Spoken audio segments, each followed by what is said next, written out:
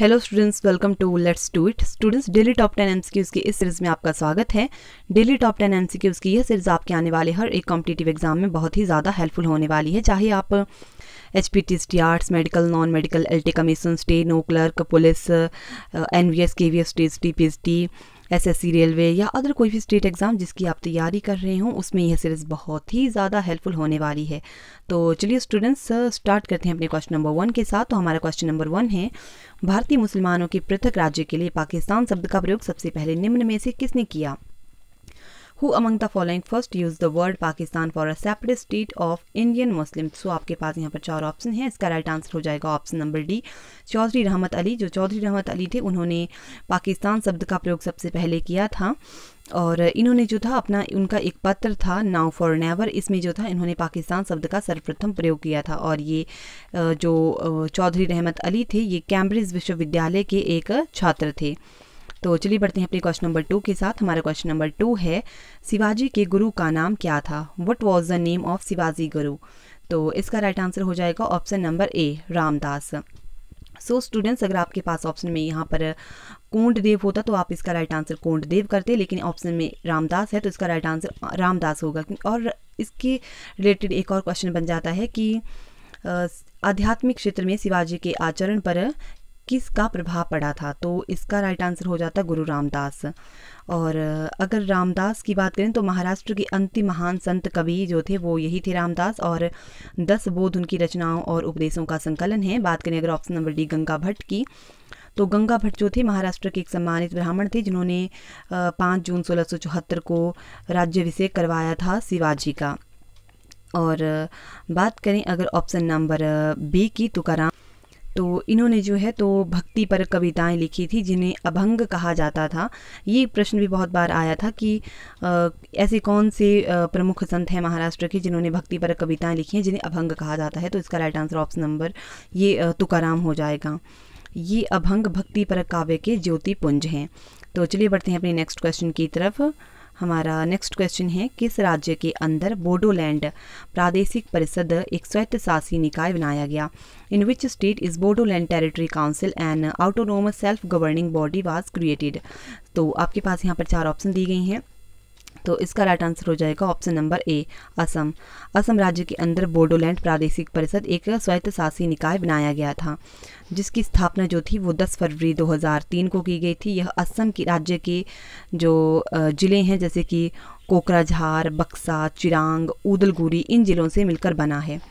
तो चलिए बढ़ते हैं अपने नेक्स्ट क्वेश्चन की तरफ। हमारा नेक्स्ट क्वेश्चन है क्वेश्चन नंबर 4, चौथ क्या था? व्हाट वाज चौथ? सो आपके पास यहाँ पर 4 ऑप्शन दिए गए हैं, तो आपको इसका राइट आंसर बताना है। इसका राइट आंसर हो जाएगा ऑप्शन नंबर बी, शिवाजी के द्वारा लगाया गया एक मार्ग कर।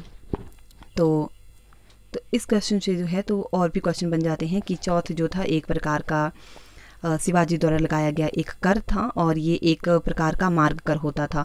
शिवाजी ने जो था वो 2 कर लगाए थे, एक था चौथ और दूसरा था सरदेशमुखी। तो इसे आप ध्यान रखें, सरदेशमुखी भी किसने लगाया था? ये इसे भी शिवाजी ने लगाया था। और चौथ के बारे में तो हमने पढ़ा कि एक प्रकार का कर था, मार्ग कर था। और सरदेशमुखी, इसके हक का दावा करके शिवाजी स्वयं को सर्वश्रेष्ठ देशमुख प्रस्तुत करता था सरदेशमुखी कर से। तो चलिए बढ़ते हैं अपने नेक्स्ट क्वेश्चन की तरफ, क्वेश्चन नंबर 5। तो हमारा क्वेश्चन नंबर 5 है, भारतीय संसद में लोक लेखा समिति का अध्यक्ष कौन होता है? तो आपके पास यहाँ पर 4 ऑप्शन हैं। इसका राइट आंसर है ऑप्शन नंबर ए, विपक्षी दल का नेता। तो लोक लेखा समिति जो होती है उसका अध्यक्ष होता है विपक्षी दल का नेता। तो बात करें अगर ऑप्शन नंबर ए की, तो यह जो है एक तरह की वित्तीय समिति होती है जिस सर्वप्रथम इसका गठन 1921 में किया गया था। और उस समय इसमें कुल 15 सदस्य थे, लेकिन 1954 और 55 के बाद इसमें जो है टोटल 22 मेंबर होते हैं, जिसमें से 15 जो होते हैं वो लोकसभा से होते हैं और 7 जो होते हैं वो राज्यसभा से लिए जाते हैं। और 1967 से इस समिति का अध्यक्ष विपक्ष के किसी सदस्य को बनाया जाता है, जिसका मनोनयन लोकसभा का अध्यक्ष करता है। तो चलिए बढ़ते हैं अपनी नेक्स्ट क्वेश्चन की तरफ, क्वेश्चन नंबर 6। हमारा क्वेश्चन नंबर 6 है, किस राज्य के शिवराजपुर बीच को ब्लू फ्लैग का दर्जा दिया गया है? Which state Shivrajpur beach has been given blue flag status? तो आपके पास यहाँ पर 4 ऑप्शन है, इसका राइट आंसर हो जाएगा option number A Gujarat. Gujarat राज्य के शिवराजपुर बीच को ब्लू फ्लैग का दर्जा दिया गया है। ये एक करंट अफेयर का क्वेश्चन भी बन गया। तो चलिए बढ़ते हैं अपने क्वेश्चन नंबर 7 की तरफ। हमारा क्वेश्चन नंबर 7 है, WHO की स्थापना किसने की थी और कब की थी? तो इसका राइट आंसर हो जाएगा ऑप्शन नंबर ए, 7 अप्रैल 1948 को WHO की स्थापना की गई थी। तो बात करें अगर WHO यानी वर्ल्ड हेल्थ ऑर्गेनाइजेशन, हिंदी में जिसे विश्व स्वास्थ्य संगठन कहते हैं, यह विश्व के देशों के स्वास्थ्य संबंधी समस्याओं पर आपसी सहयोग एवं मानव को स्वास्थ्य संबंधी समझ विकसित करने की एक संस्था है। इसके जो टोटल मेंबर हैं वो 194 हैं। इसकी स्थापना के बारे में हमने पढ़ा कि 7 अप्रैल 1948 को की गई थी। इसका मुख्यालय है जेनेवा, स्विट्जरलैंड में। इसकी स्थापना 7 अप्रैल 1948 को हुई थी और इसके जो हेड हैं वो हैं टेड्रोस अधानो केविलियम्स। बढ़ते हैं नेक्स्ट क्वेश्चन की तरफ। नेक्स्ट क्वेश्चन है, भारत में सकल घरेलू उत्पाद की गणना का काम किस मंत्रालय के द्वारा किया जाता है? तो इसका राइट आंसर हो जाएगा ऑप्शन नंबर सी, केंद्रीय सांख्यिकी एवं कार्यक्रम कार्यान्वयन मंत्रालय।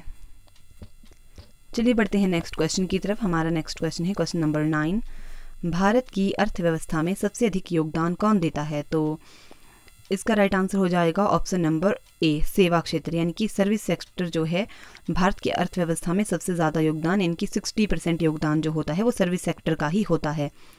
तो हमारा लास्ट क्वेश्चन आज का क्वेश्चन नंबर 10 है, अलमाटी बांध किस नदी पर स्थित है? आपके पास यहाँ पर 4 ऑप्शन दिए गए हैं। इसका राइट आंसर हो जाएगा ऑप्शन नंबर ए, कृष्णा नदी। तो अलमाटी बांध जो है वो कृष्णा नदी पर है और ये जो है तो अलमाटी बांध की बात करें तो अलमाटी बांध परियोजना उत्तरी कर्नाटक में कृष्णा नदी पर स्थित है। यह परियोजना 2005 में बनकर तैयार हुई थी। लाल बहादुर शास्त्री बांध को अलमाटी बांध के नाम से जाना जाता है, most important point. And Bharat के उत्तर कर्नाटक में कृष्णा नदी पर एक जल विद्युत परियोजना है जो जुलाई 2005 में पूरी हुई थी। बांध का लक्ष्य वार्षिक विद्युत उत्पादन 560 मेगावाट है। तो स्टूडेंट्स, इसी के साथ हमारे क्वेश्चन यहीं पर समाप्त होते हैं। मिलेंगे नेक्स्ट वीडियो में। तो अगर आपको मेरी वीडियो अच्छी लगी हो तो प्लीज़ आप वीडियो को लाइक करें, इसे अपने दोस्तों के साथ ज़्यादा से ज़्यादा शेयर करें और चैनल को सब्सक्राइब करना तो बिल्कुल भी ना भूलें। Thank you so much.